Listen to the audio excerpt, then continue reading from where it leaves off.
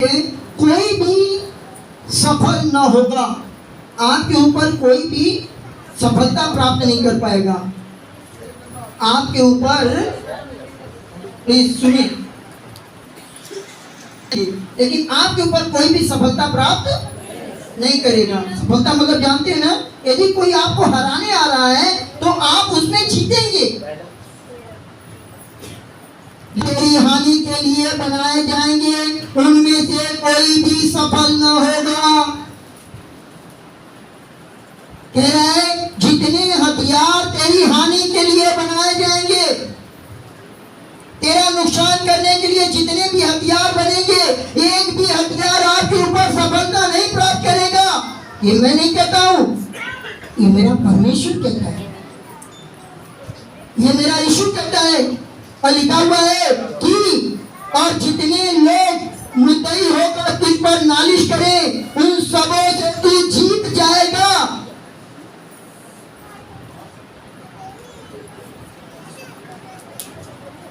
जितने लोग तेरे ऊपर मुद्दई करके नालिश करें, उनसे भी तू जीत जाएगा। और कोई भी हथियार तेरे ऊपर क्या नहीं होगा, लाभ नहीं होगा, हानि नहीं होगा। आपका केवल बचाव परमेश्वर करेगा।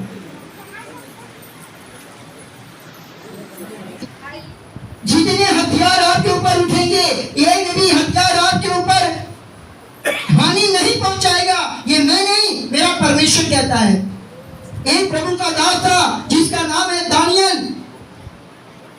जब सारे लोगों ने उसके विरुद्ध षड्यंत्र रचा, उसको बोला ये तो 3 बार दिन में 3 बार परमेश्वर से प्रार्थना करता है और इसको अपमानित करना होगा, इसको ऊपर अब हम लोग हानि करेंगे। और हानि ऐसा किए कि राजा से जाकर चुगली किए, राजा से जाकर उसकी शिकायत किए, हे राजा ये तो 3 बार प्रार्थना करता है, ये दिन में 3 बार प्रार्थना करता है और ये आपकी बात नहीं सुनता। राजा ने कहा अच्छा 3 बार प्रार्थना करता है, इसको उठाओ पकड़ के शेर के मुंह में डाल दो। राजा ने कहा इसको शेर के मुंह में डाल दो। लिखा है वो शेर एक शेर नहीं थे, बहुत सारे शेर रहते थे जो कई कई दिनों से भूखे थे। और दानियल को उठा के जब शेर के मांद में डाल दिया गया, रात में दानियल शेर के मांद में, और रात में राजा जो डलवाया था वो अपने बिस्तर पे, लिखा हुआ है वो अपने बिस्तर पे करवट बदल रहा है, रात भर सो नहीं पा रहा है। क्या कर रहा है, मैंने एक निर्दोष को शेर के मांद में डाल दिया, अब तो मर गया होगा। लिखा है उस रात राजा ने कुछ खाया न पिया। लेकिन दानियल शेर के साथ मालूम क्या कर रहा था, खेल खेल रहा था। दानियल क्या कर रहा था, खड़ा था, शेरों को सहला रहा है, शेरों से बात कर रहा है, अकेले पूरी रात शेरों के मांद में था। क्यों? क्योंकि परमेश्वर ने कहा जितने हथियार तेरे ऊपर उठेंगे, एक भी तेरी हानि नहीं होगी। दानियल इस बात को जानता था। सुबह हुआ, राजा भाग कर आया और बड़े शोक भरे आवाज में बोलता है, हे दानियल, हे दानियल, तू तो मर गया होगा, शेर ने तुझे खा लिया होगा, क्या तेरा पर गया? बत्ती गुल, बत्ती गुल। इसका परमेश्वर सिंहों के मांद में से बचा लिया। राजा ने कहा जल्दी से दानियल को बाहर निकालो।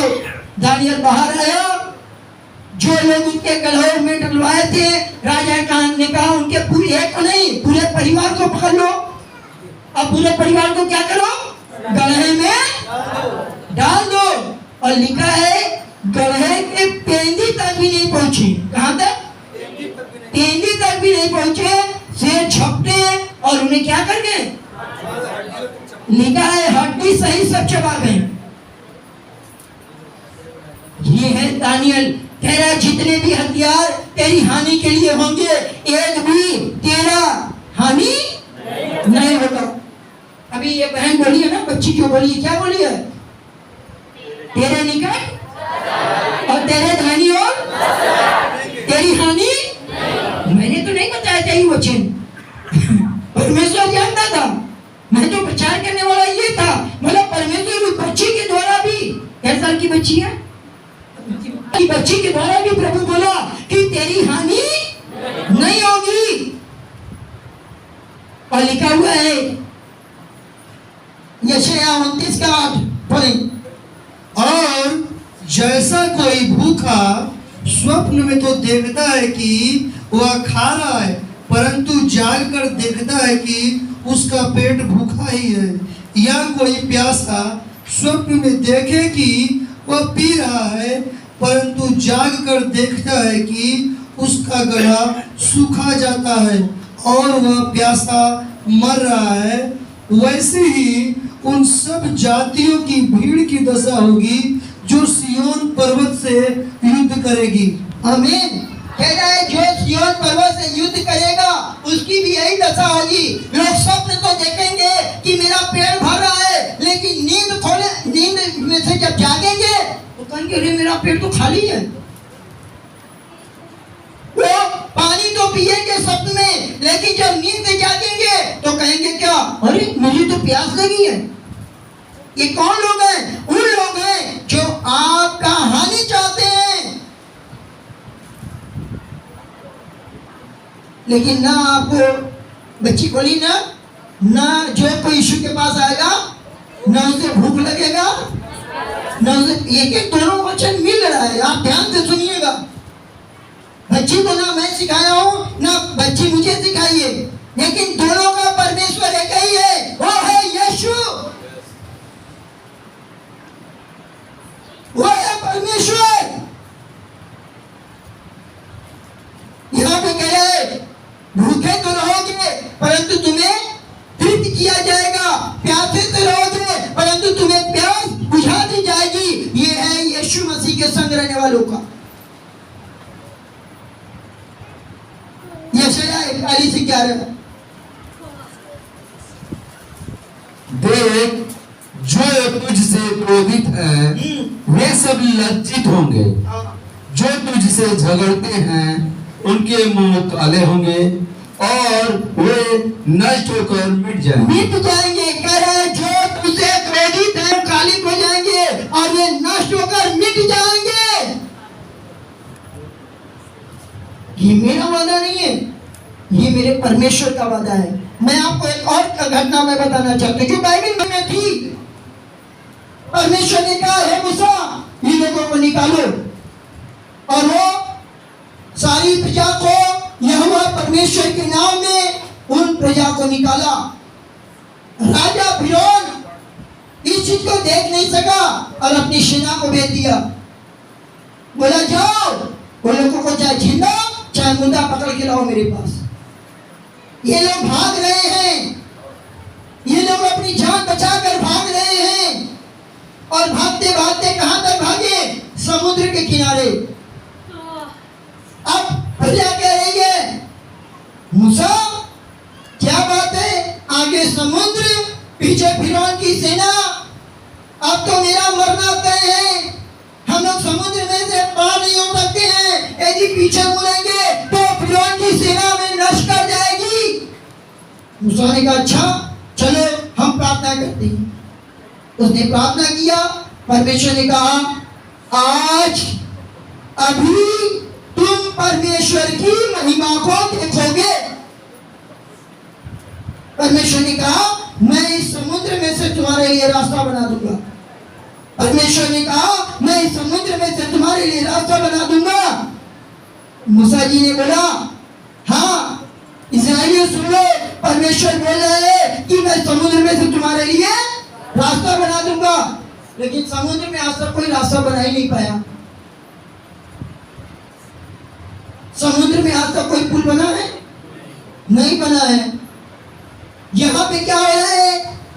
परमेश्वर ने कहा आज तुम परमेश्वर की महिमा को देखोगे, ये डंडा तुम्हारे पास है, इस लाठी को समुद्र में मारो और वो क्या हो जाएगा? दो भाग में हो जाएगा। और वो लिखा है दो भाग में समुद्र हो गया, इस्राएली पार चले गए, फिर उनकी सेना भी उनके पीछे गई और इस समुद्र में डूबकर सारी सेना क्या हो गई? नष्ट हो गई। जो तुझसे लड़ते हैं, जो तुझसे क्रोधित होते हैं, वे क्या है उनका पता भी नहीं चलेगा। लेकिन आपको ही प्रार्थना थोड़ी नहीं करना है कि प्रभु हमारा दुश्मन का यह नष्ट हो जाए। यीशु मसीह ने सिखाता है, यीशु मसीह ने कहा अपने शत्रु के लिए क्या करो, नष्ट करना उनका काम है। आप समय का इंतजार करो, एक समय आएगा, एक समय आएगा आप हंसेंगे, आपका शत्रु रोएगा और वो कहेगा ये तो भैया यीशु के पास हो गया, बड़ा खुश रहता है, मैं यीशु से दूर हूं, अब चलो एक दिन मैं भी यीशु को क्या करूं, अपना के देखूं क्या है यीशु में। एक समय आएगा, उस समय का इंतजार करें। आपका समय है, परमेश्वर ने आपको दिया कि तुम परमेश्वर के जानो, उस ईश्वर को जानो, कह रहा तेरी कुछ भी हानि नहीं होगी। आगे पढ़ेंगे यशायाह पर सब। देखो यह बात मेरे सामने लिखी हुई है, मैं चुप न रहूंगा, मैं निश्चय बदला दूंगा, वरन तुम्हारे पुरखाओं के भी अधर्म के कामों का बदला तुम्हारी गोद में भर दूंगा। क्योंकि उन्होंने पहाड़ों पर धूप जलाया और पहाड़ियों पर मेरी निंदा की है, इसलिए मैं यहोवा कहता हूँ कि उनके पिछले कामों के बदले को मैं इनकी गोद में तौल कर दूंगा। यहोवा यूं कहता है, जिस भांति दाख के किसी गुच्छे में नया दाख मधु भर आता है, तब लोग कहते हैं उसे नष्ट मत कर, क्योंकि उसमें आशीष है। उसी भांति मैं अपने दासों के निमित्त ऐसा करूंगा। इस कारण प्रभु यहोवा यूं कहता है, देखो मेरे दास तो खाएंगे पर तुम भूखे रहोगे। क्या लिखा है? मेरे दास तो खाएंगे परंतु तुम क्या रहोगे, भूखे रहोगे। कमाने के बाद भी तुम क्या रहोगे, लोग कहते हैं यीशु मसीह वाले कुछ जो करे चाहे न करे बड़ी हरियाली रहती है। क्यों? क्योंकि परमेश्वर यहोवा उनके साथ है। कह रहे हैं कि इस कारण प्रभु यहोवा यूं कहता है, देखो मेरे दास तो खाएंगे पर तुम भूखे रहोगे, और मेरे दास पिएंगे परंतु तुम प्यासे रहोगे। हाँ, मेरे दास आनंद करेंगे पर तुम लज्जित होगे। यीशु मसीह के लोग क्या करेंगे, आनंद करेंगे, परंतु आपके शत्रु क्या होंगे, लज्जित होंगे। और 14 में पढ़िएगा। देखो हाँ, मेरे दास हर्ष के मारे जय जयकार करेंगे, मेरे दास हर्ष के मारे जय जयकार करेंगे, परंतु तुम शोक से चिल्लाओगे, परंतु तुम शोक से चिल्लाओगे और खेद के मारे हाँ। हाय हाय करोगे। क्या करोगे, हाय हाय। आपका खुशी देख कर वो हाय हाय करेंगे कि कौन सी पा गया कि खाली हालेलुया हालेलुया करता है, बड़ा खुश रहता है। जब देखो तब भजन गाता है, जब देखता कोई टाइम भी नहीं है, किसी का तो टाइम है, कभी 2 बजे रात में चिल्लाता है, कभी 4 बजे भोर में चिल्लाता है, कभी दोपहर में चिल्लाने लगता है, कभी 6 बजे चिल्लाता है। कुछ नहीं, क्यों? क्योंकि हमें मालूम हो गया है कि मेरा परमेश्वर, मेरा यहोवा, मेरा प्रभु मेरी कह रहा है तेरी कुछ भी हानि, कुछ भी हानि नहीं होगी। समस्या चाहे कितनी बड़ी क्यों ना हो, आप प्रभु यीशु से कह के देखो, आप प्रभु यीशु के सामने बोल कर देखो। और इसका एक वचन और है, 66 का 14 पद पढ़िए। तुम यह देखोगे और प्रफुल्लित होगे, तुम्हारी हड्डियां घास के समान हरी भरी होंगी, और यहोवा का हाथ उसके दासों के लिए प्रकट होगा, और उसके शत्रु के ऊपर उसका कोप भड़केगा। मालूम है, बहुत ध्यान सुनिएगा, लिखा है तुम यह देखोगे और प्रफुल्लित होगे, तुम्हारी हड्डियां घास के समान हरी भरी होंगी। तुम्हारी हड्डियां क्या रहेंगी, घास के समान हरी भरी। हम लोग तो कहते हैं बुजुर्ग में पता नहीं हमारी हड्डी काम करेगा नहीं करेगा, लेकिन परमेश्वर कह रहा है जो कोई परमेश्वर के साथ रहेगा उसकी हड्डियां भी हरी भरी रहेगी। आप सूखापन का बात छोड़ दीजिए, परमेश्वर ने अभी भजन संहिता से वो बच्ची बताई है ना कि यहोवा मेरा चरवाहा है, मुझे कुछ घटी यहोवा मेरा। कोई भी यहाँ पे जो मसीह को, जो यीशु मसीह को मानता है, आप जब से मानते हैं आप सोच लीजिए क्या कभी घटी हुई हो? किसी भी परिस्थिति में आपके पास कुछ भी नहीं रहा होगा, फिर भी परमेश्वर वहां पे भी आपकी मदद किया होगा। हर एक परिस्थिति में परमेश्वर आपकी मदद किया है, तो हम उस परमेश्वर की महिमा करें जो परमेश्वर आपकी मदद किया है, जो परमेश्वर आपके साथ है। लिखा हुआ है कि प्रफुल्लित होंगे, तुम्हारी हड्डियां घास के समान हरी भरी होंगी, और यहोवा का हाथ उसके दासों के लिए प्रकट होगा, और उसके शत्रुओं के ऊपर उसका क्रोध बढ़ेगा। जो आपका शत्रु होगा उसके ऊपर प्रभु को काम करने दीजिए। आप मत कुछ सोचिए, आप मत सोचिए कि आपका क्या होगा। आपको मैं बता दूं, जब पौलुस परमेश्वर को नहीं जानता था, वो लोगों को सताता था, लोगों को गाली देना, लोगों को मारना, लोगों को घसीट कर ले जाना। लेकिन जिस दिन परमेश्वर से उसकी मुलाकात हुई, वो क्या करने लगा? वो खुद मार खाने लगा, वो खुद गाली सुनने लगा, वो खुद सताया गया, लेकिन कभी किसी को अपने मुंह से गलत, वो परमेश्वर नहीं था, वो तो एक इंसान था, लेकिन फिर भी उसने वही किया जो यीशु मसीह ने किया। हम और आप भी, जो हम और आप हैं, हमें वही करना है जो यीशु मसीह हमसे कहता है। लास्ट वचन पढ़ेंगे, भजन संहिता 17:2। मेरे मुकदमे का निर्णय तेरे सम्मुख हो, तेरी आंखें न्याय पर लगी है। आपका मुकदमा किसके सामने होना चाहिए? यहोवा। कह रहा है मेरे मुकदमे का निर्णय तेरे सम्मुख हो, और तेरी आंखें न्याय पर लगी है। आपका न्याय करने वाला परमेश्वर है। आपका न्याय करने वाला परमेश्वर है। अरे भाई ने मुझसे एक सवाल, मेरी लोग निंदा करें तो मैं क्या करूं? निंदा समझते हैं ना? जब आपकी बुराई लोग करें तो आप क्या करें? हमने उनसे कहा आप आनंदित हो, तो बोले कि भैया कभी आपके साथ हुआ है? बोले क्या कभी आपके साथ हुआ है? हमने कहा यदि सुनेंगे तो मैं अपनी गवाही बताऊं। क्या बोले? मैंने अपनी गवाही बताई। क्या गवाही बताई?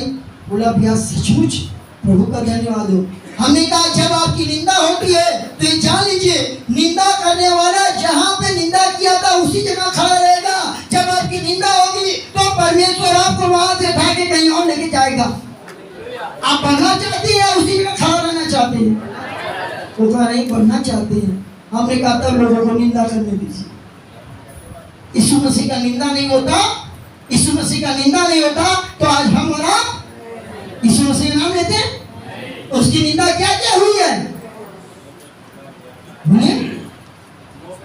मुंह पर थूका गया, और कोड़ों से मारा गया, और गाली को नोचा गया, और सर पे कांटों का तार। जी बोलिए। गाल में थप्पड़ मारा गया, और बस फिनिश। उसके कपड़े फाड़े गए, उसके हाथ पांव में कील ठोका गया, उनके सीने पे बल्ला ठोका गया, और क्या निंदा हुई है बताइए? मुंह पर थूका गया। अब आप बताइए, जितना लोग बताएं सही है गलत है? अब आप अपने बारे में सोचिए, आपकी निंदा कितना हुई है?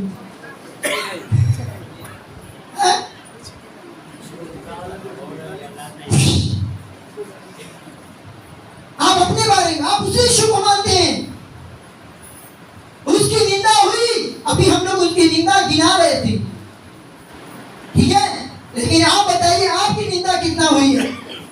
एक बार क्या कोई आपके मुंह पर थूका है? पहले ही आ रहा है नहीं। कोई आपके गाल पे थप्पड़ मारा? बोले नहीं। कोई आपके हाथ में कील ठोक दिया? सब में कह रहे नहीं नहीं। तो हाँ किस में कहेंगे?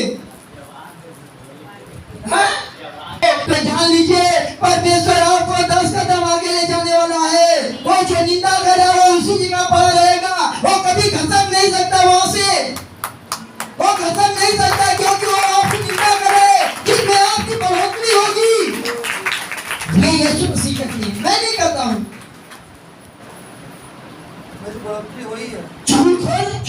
जानते हैं ना, बुराई करने वाला।